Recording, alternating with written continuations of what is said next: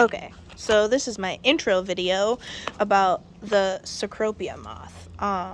So the Cecropia moth is the largest moth in North America, and a female can get her wingspan can be up to 5 to 7 inches wide. This is a male. You can tell it's a male because his antennas are more bushy. So the females will be more slender, more thin. This one emerged probably about 2 hours ago, and this one over here emerged. Oh, this one emerged like maybe 30 minutes ago. He actually has like something on his wing, which I've never seen before.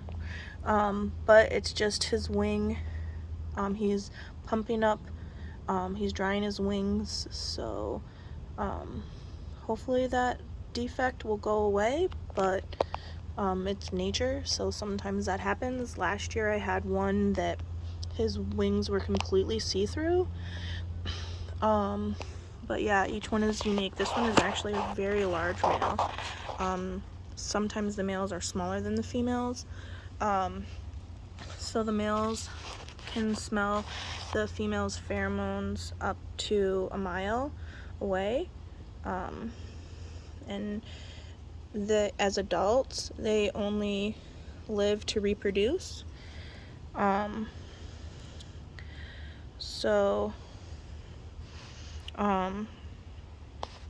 don't have any digestive tracts or like anything like that.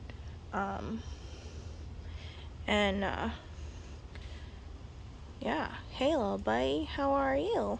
How are you doing? Yeah. So they're nocturnal, so the percentage of you seeing one in its adult form is pretty rare, because as an adult, they only live about 2 weeks, 2 weeks long.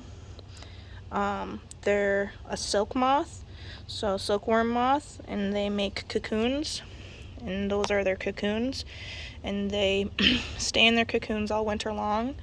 I have about 40 of them, and so inside of their cocoon, he's just hanging out right here. He's just like, what's up? Hanging out while I'm making the video. So I'll put him over here. There you go. Crawl on the wall, buddy. Get on the wall. Yeah, there you go. Get on the wall. The female's abdomens are way bigger because they already have all their eggs inside of their abdomens. So this is a pupa. This pupa came from a cocoon. And I'm not for sure if it's viable, but it's actually really neat because you can actually tell its sex by the pupa. This one is going to be a female because its antennas are much slender. This one over here was another one, and I'm not sure if he's going to be viable or not. And this one, you can tell it's got the bushy antennas in comparison to this one.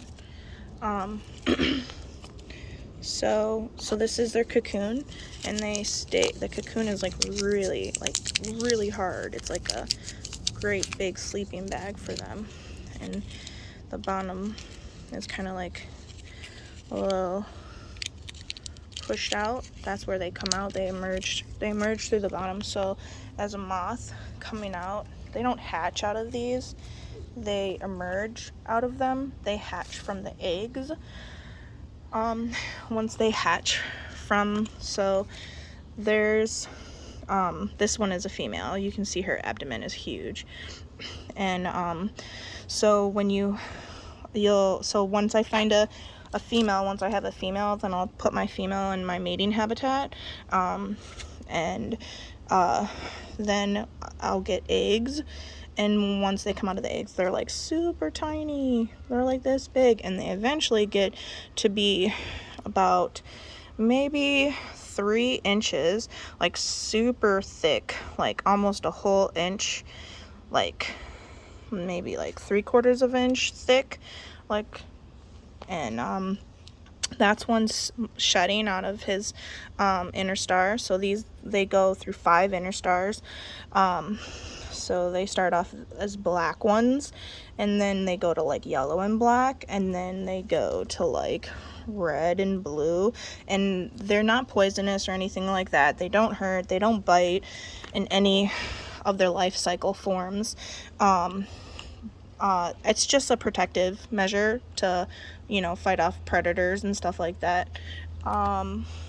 Let's see, just trying to think of, so they only have 1 generation a year.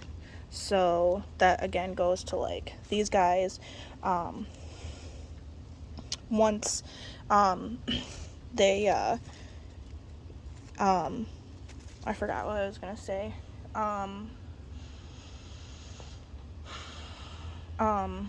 Yeah, so these cocoons, I had to keep them over the winter in this habitat, and I just tucked some leaves around them, because squirrels will eat them, and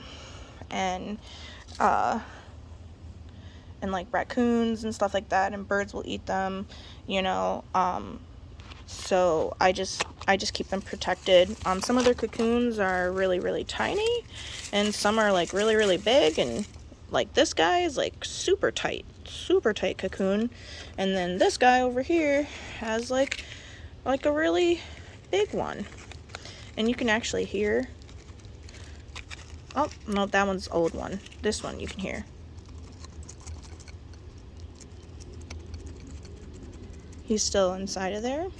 And so yeah, so there's about 40 of them. We'll see which ones come out. These ones were ones that I don't think are viable because they cocooned without a cocoon, which was really weird. That's like the first time that I've had ones cocoon without their cocoon.